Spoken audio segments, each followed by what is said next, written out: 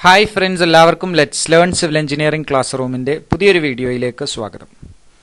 September 24 നടക്കാനിരിക്കുന്ന overseer grade എക്സാമുകൾക്ക് വേണ്ടിയിട്ടുള്ള previous year question പേപ്പറിലുള്ള ചോദ്യങ്ങളാണ് നമ്മൾ ഈ വീഡിയോയിലൂടെ ഡിസ്കസ് ചെയ്യുന്നത്. അപ്പോൾ ഇന്നത്തെ വീഡിയോയിൽ നമ്മൾ ഉൾപ്പെടുത്തിയിട്ടുള്ളത് 2013 നടന്ന കേരള അഗ്രോ മെഷീനറി ലിമിറ്റഡിൻ്റെ ഓവർസിയറിൻ്റെ ക്വസ്റ്റ്യൻ പേപ്പറാണ് ഡിസ്കസ് ചെയ്യുന്നത്.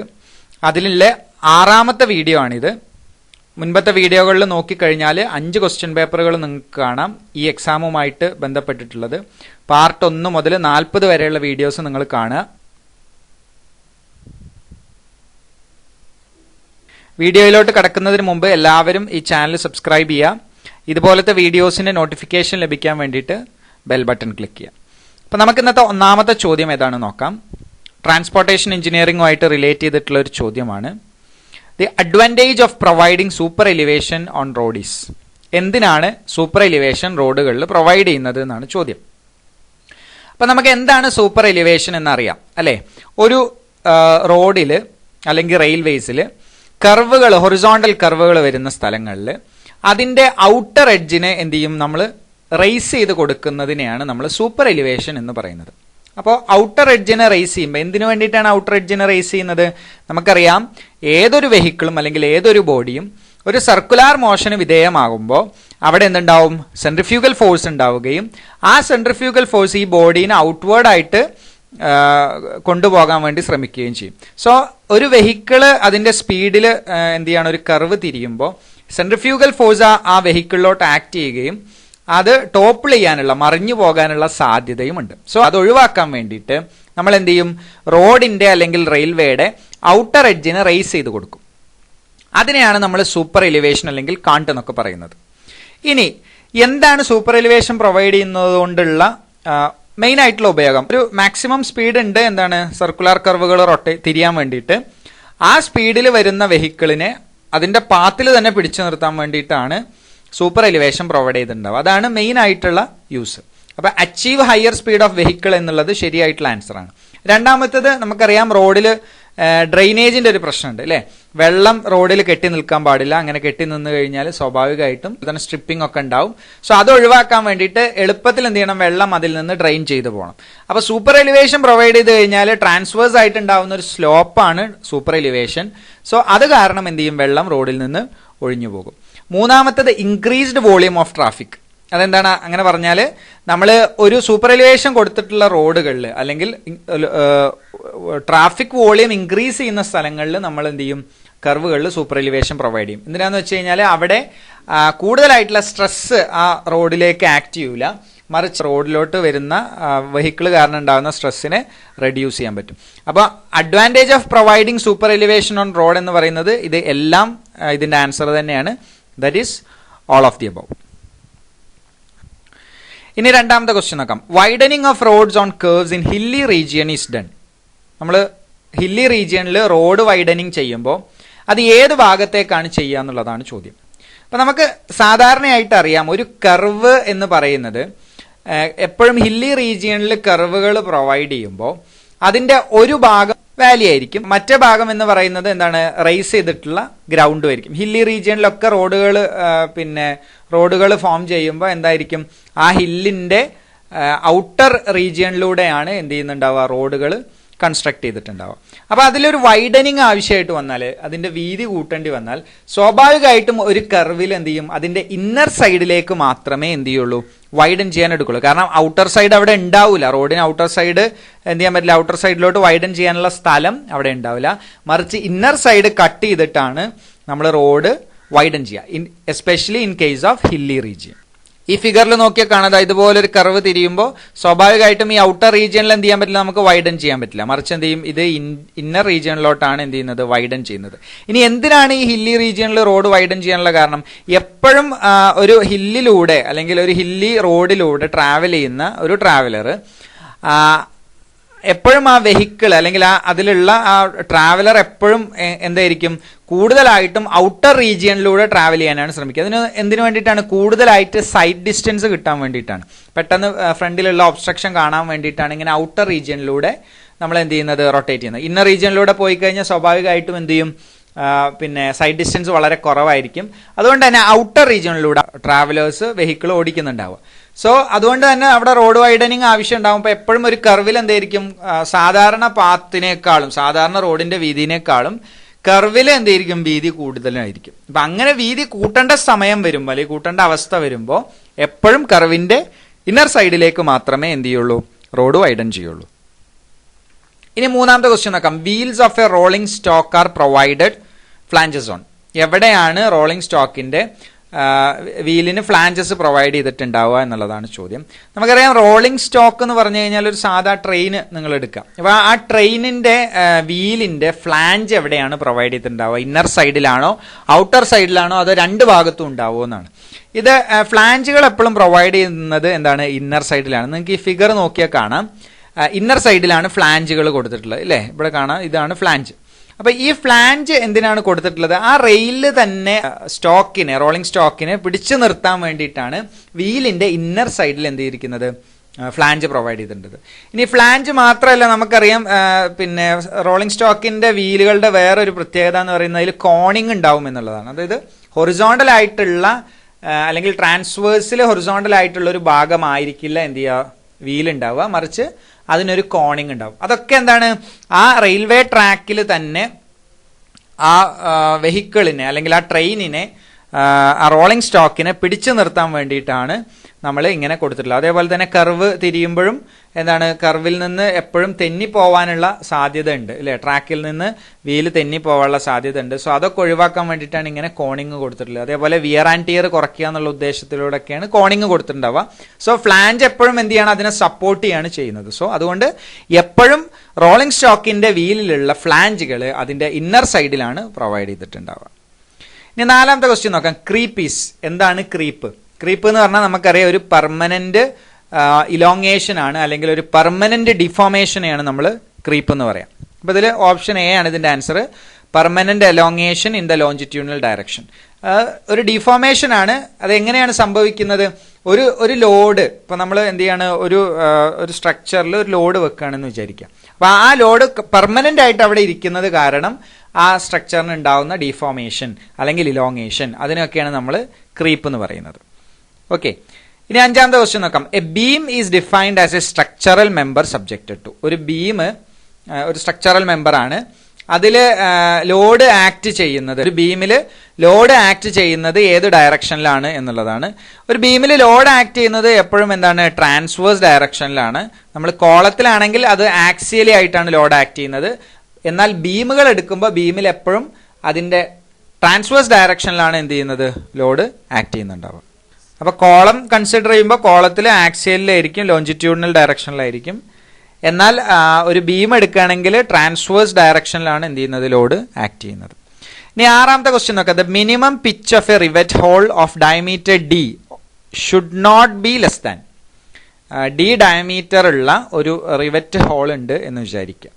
അങ്ങനെയാണെങ്കിൽ അതിന്റെ പിച്ച് എത്രയായിരിക്കും എന്നാണ് ചോദ്യം. എന്താണ് പിച്ച് എന്ന് പറയാം. പിച്ച് എന്ന് പറഞ്ഞു കഴിഞ്ഞാൽ നമ്മൾ ഹോള് കൊടുക്കുമ്പോൾ, ഇപ്പൊ റിവറ്റ് ചെയ്യാൻ വേണ്ടിയിട്ട് നമ്മൾ ഹോള് കൊടുക്കുമ്പോൾ ഒരേ ലൈനിലുള്ള രണ്ട് റിവറ്റ് ഹോളുകൾ തമ്മിലുള്ള ഡിസ്റ്റൻസിനെയാണ് നമ്മൾ പിച്ച് എന്ന് പറയാം. ഇപ്പൊ ഇവിടെ നിങ്ങൾക്ക് ഈ ഫിഗറിൽ കാണാം പിച്ച് എന്ന് പറഞ്ഞാൽ, ഇപ്പൊ ഇവിടെ ബി കൊടുത്തിരിക്കുന്നത് എന്താണ്, പിച്ചാണ്. ബി എന്ന് പറഞ്ഞ ഡിസ്റ്റൻസ് പിച്ചാണ്. ഒരേ ലൈനിലുള്ള റിവറ്റ് ഹോളില് രണ്ട് അടുത്തടുത്ത് വരുന്ന റിവറ്റ് ഹോളുകൾ തമ്മിലുള്ള ഡിസ്റ്റൻസിനെ, സെന്റർ ടു സെന്റർ ഡിസ്റ്റൻസിനെ എന്ത് പറയാം, നമുക്ക് പിച്ച് എന്ന് പറയാം. ഈ പിച്ച് സാധാരണയായിട്ട് കൊടുക്കാറുള്ളത് റിവറ്റ് ഹോളിന്റെ ഡയമീറ്റർ ഡി ആണ് എന്നുണ്ടെങ്കിൽ പിച്ച് കൊടുക്കുന്നത് 2.5 ഡി ആണ്. ഓക്കെ. അപ്പൊ ഇതിന്റെ ആൻസർ എന്ന് പറയുന്നത് ഓപ്ഷൻ ബി ആണ്, 2.5 ഡി. ഇനി ഏഴാമത്തെ ക്വസ്റ്റ്യൻ നോക്കാം. For the trapezoidal channel of economical section the hydraulic mean depth is given as. ഒരു ട്രപ്പിസോയിഡൽ ചാനലിന്റെ എക്കണോമിക്കൽ സെക്ഷൻ കൺസിഡർ ചെയ്യുമ്പോൾ അതിൽ ഹൈഡ്രോളിക് മീൻ ഡെപ്തിന്റെ വാല്യൂ എത്രയായിരിക്കും എന്നുള്ളതാണ്. നമ്മൾ ഹൈഡ്രോളിക് മീൻ ഡെപ്ത് അതേപോലെ തന്നെ ഹൈഡ്രോളിക് റേഡിയസ് എന്ന് പറഞ്ഞ രണ്ട് ടേമുകളുണ്ട്. മുമ്പത്തെ ഒരു ക്വസ്റ്റ്യനിൽ ഒരു ഡിസ്ക്രിപ്ഷൻ കൊടുത്തിട്ടുണ്ടായിരുന്നു. ശരിക്കും ഹൈഡ്രോളിക് മീൻ ഡെപ്ത് എന്ന് പറഞ്ഞു കഴിഞ്ഞാൽ ഏരിയ ബൈ ടോപ്പ് വിഡ്ത്ത് ആണ്. അതായത് വെറ്റഡ് ഏരിയ ബൈ ടോപ്പ് വിഡ്ത്തിനെയാണ് ഹൈഡ്രോളിക് മീൻ ഡെപ്ത് എന്ന് പറയാം. ഹൈഡ്രോളിക് റേഡിയസ് എന്ന് പറഞ്ഞാൽ അത് എ ബൈ പി ആണ്. അതായത് wetted area to the wetted പെരിമീറ്ററിനെയാണ് ഹൈഡ്രോളിക് റേഡിയസ് എന്ന് പറയാം. പക്ഷെ ഈ രണ്ട് ടേമുകളും ചില സന്ദർഭങ്ങളിൽ അങ്ങോട്ടും ഇങ്ങോട്ടും മാറി ഉപയോഗിക്കാറുണ്ട്. ഹൈഡ്രോളിക് മീൻ ഡെപ്തും അതേപോലെ തന്നെ ഹൈഡ്രോളിക് റേഡിയസും. ഒരു economical channel section, trapezoidal channel section എടുക്കുകയാണെന്നുണ്ടെങ്കിൽ അവിടെ ഹൈഡ്രോളിക് റേഡിയസിന്റെ വാല്യൂ എന്താണ് d/2 ആയിട്ടാണ് വരാറുള്ളത്. സോ അത് ഒരു ട്രപ്പിസോയിഡൽ ചാനൽ സെക്ഷന്റെ പ്രത്യേകതയാണ്. d/2 വന്നാലേ എന്ത് ചെയ്യുള്ളൂ, ഒരു ട്രപ്പിസോയിഡൽ ചാനൽ സെക്ഷൻ അത് എക്കണോമിക്കൽ ആവുകയുള്ളൂ. അപ്പൊ അത് വന്നിട്ടുള്ളത് എന്താണ്, നമ്മൾ ഹൈഡ്രോളിക് മീൻ ഡെപ്ത് എന്ന് പറഞ്ഞിട്ടാണ് ഇവിടെ കൊടുത്തിട്ടുള്ളത്, ചോദ്യത്തിൽ ചോദിച്ചിട്ടുള്ളത്. ആക്ച്വലി എന്താണ്, ഹൈഡ്രോളിക് റേഡിയസ് ആണ് d/2 ആയിട്ട് വരുന്നത്. ഓക്കെ, ഇത് അങ്ങോട്ടും ഇങ്ങോട്ടും ഇന്റർചേഞ്ച് ചെയ്ത് ഉപയോഗിക്കുന്ന ഒരു ടേമാണ്. നിങ്ങൾക്ക് ഇതിന്റെ എങ്ങനെയാണ് ഹൈഡ്രോളിക് മീൻ ഡെപ്ത് അല്ലെങ്കിൽ ഹൈഡ്രോളിക് റേഡിയസ് d/2 ആയത് എന്നാണ് ഇവിടെ കൊടുത്തിട്ടുള്ളത്. ഇനി എട്ടാമത്തെ ക്വസ്റ്റ്യൻ നോക്കാം. No deduction is made in the masonry for the opening if the area of the opening does not exceed. അതായത് ഒരു മേസണറി കൺസ്ട്രക്ഷൻ, ആ മേസണറി കൺസ്ട്രക്ഷനിൽ എന്ത് ചെയ്തു, ഒരു ഓപ്പണിംഗ് വന്നു. അങ്ങനെ ഓപ്പണിംഗ് വരുമ്പോൾ നമ്മൾ എന്ത് ചെയ്യും, ഏത് വാല്യൂവിനേക്കാൾ കുറഞ്ഞു നിൽക്കുമ്പോഴാണ് നമ്മൾ ആ ഏരിയ കൺസിഡർ ചെയ്യാത്തത് എന്നുള്ളതാണ്. നമ്മൾ സാധാരണയായിട്ട് ഒരു മേസണറി കൺസ്ട്രക്ഷൻ എടുക്കുമ്പോഴോ അല്ലെങ്കിൽ ഒരു കോൺക്രീറ്റ് വർക്ക് ചെയ്യുമ്പോഴോ ഒക്കെ ചില ഡിഡക്ഷനുകൾ കൊടുക്കും. ഇപ്പോൾ ഉദാഹരണത്തിന് നമ്മൾ എന്ത് ചെയ്യാണ്, ഒരു മേസണറി ആണെന്ന് വിചാരിക്കുക, ബ്രിക്ക് മേസണറി അല്ലെങ്കിൽ സ്റ്റോൺ മേസണറി ആണെന്ന് വിചാരിക്കുക. അപ്പോൾ ബ്രിക്ക് മേസണറിയിൽ നമ്മൾ എന്ത് ചെയ്യുന്നുണ്ട്, ഒരു ഡോറ് കൊടുത്തിട്ടുണ്ട്. അപ്പോൾ ഡോറ് കൊടുക്കുമ്പോൾ നമ്മൾ സാധാരണ മുഴുവനായിട്ട് എടുത്തതിന് ശേഷം ആ ഡോറിന്റെ പോർഷൻ ഡിഡക്ട് ചെയ്ത് കളയാണ് ചെയ്യാം. എന്നാൽ ആ ഡിഡക്ട് ചെയ്ത് കളയേണ്ട ഓപ്പണിങ്ങിന്റെ സൈസ് 0.1 m² കുറവാണ് എന്നുണ്ടെങ്കിൽ നമ്മൾ എന്ത് ചെയ്യില്ല, ആ ഡിഡക്ഷൻ കൺസിഡർ ചെയ്യൂല. അതായത് ആ വാല്യൂ അതിൽ കൂട്ടിയിട്ട് തന്നെ വിടും. അത് വെച്ചിട്ട് എന്ത് ചെയ്യും, നമ്മൾ ആൻസർ കണ്ടുപിടിക്കും. എന്നാൽ അത് 0.1 m² കൂടുതലാണ് എന്നുണ്ടെങ്കിൽ നമ്മൾ എന്ത് ചെയ്യും, ആ ഡിഡക്ഷൻ എത്രയാണ് ആ ഏരിയ എന്ന് കണ്ടുപിടിക്കുകയും അത് ഡിഡക്റ്റ് ചെയ്യുകയും ചെയ്യും. ഓക്കെ, അപ്പൊ മനസ്സിലാക്കേണ്ട ഇത്രയേ ഉള്ളൂ.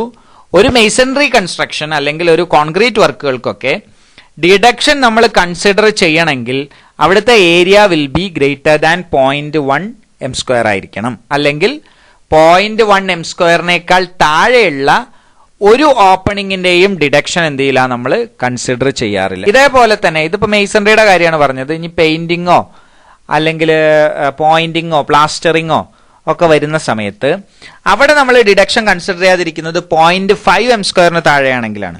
0.5 m² താഴെയാണെങ്കിൽ ഇപ്പൊ ഒരു പെയിന്റിങ്ങിൽ എന്ത് ചെയ്യില്ല, നമ്മൾ ഡിഡക്ഷൻ എടുക്കൂല, അത് ആഡ് ചെയ്ത് കൊടുക്കുകയാണ് ചെയ്യുക.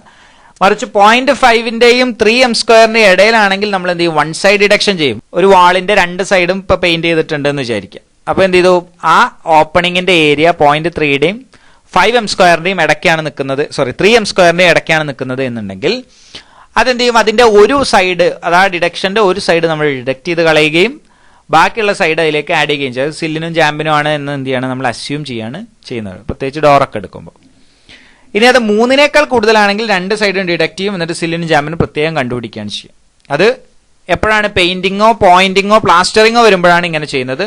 മറിച്ച് ഒരു മേസണറി ആണെങ്കിൽ 0.1ന്റെ താഴെ വരുന്ന ഡിഡക്ഷനുകൾ കൺസിഡർ ചെയ്യാറില്ല.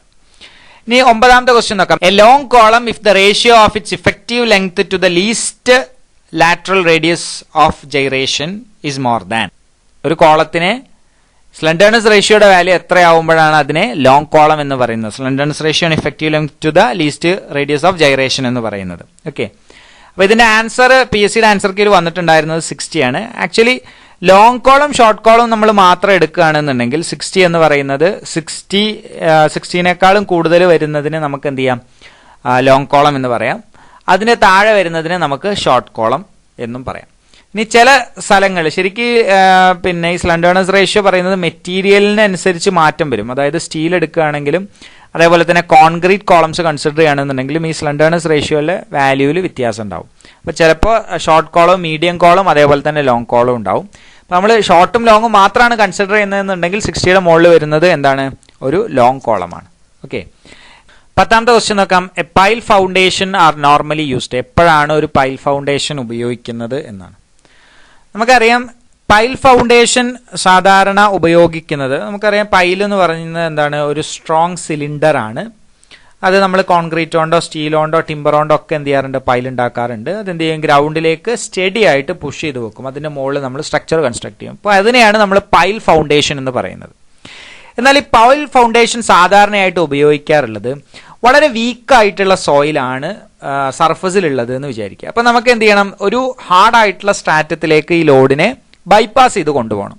അപ്പം അങ്ങനത്തെ കണ്ടീഷനിലാണ് സാധാരണയായിട്ട് പൈൽ ഫൗണ്ടേഷൻ ഉപയോഗിക്കാറുള്ളത്. ഓക്കെ, ഇനി ഇതേപോലെ തന്നെ വളരെ ഹെവി ആയിട്ടുള്ള കോൺസെൻട്രേറ്റഡ് ലോഡുകൾ വരികയാണെന്ന് വിചാരിക്കുക. ഫോർ എക്സാമ്പിൾ ഒരു ഹൈ റൈസ് ബിൽഡിംഗ് അല്ലെങ്കിൽ ഒരു വലിയ സ്ട്രക്ചർ, ഒരു ബ്രിഡ്ജ് പോലെയുള്ളതൊക്കെ വരികയാണെന്നുണ്ടെങ്കിലും നമ്മൾ എന്ത് ചെയ്യും, പൈൽ ഫൗണ്ടേഷൻ ഉപയോഗിക്കും.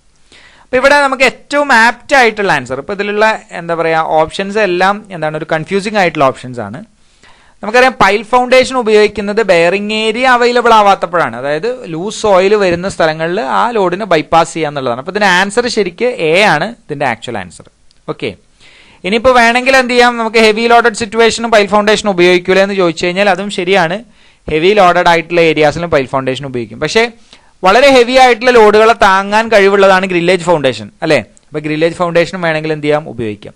പക്ഷേ ബെയറിംഗ് ഏരിയ കുറവായിട്ടുള്ള ഏരിയാസിൽ നമ്മൾ പരമാവധി ലൂസ് സോയിൽ ആണെങ്കിൽ ആ ലോഡിനെ ബൈപ്പാസ് ചെയ്ത് കൊണ്ടുപോകണമെങ്കിൽ നമ്മൾ അവിടെ പൈൽ ഫൗണ്ടേഷൻ ആണ് ഉപയോഗിക്കാറുള്ളത്. അപ്പോൾ ഇതിന്റെ ആൻസർ ഓപ്ഷൻ എ ആണ് ആൻസർ കീയിൽ വന്നത്. when the bearing area required is not available. അപ്പോൾ ഈ ഭാഗം എല്ലാവർക്കും മനസ്സിലായി എന്ന് വിചാരിക്കുന്നു. Thank you for watching the video.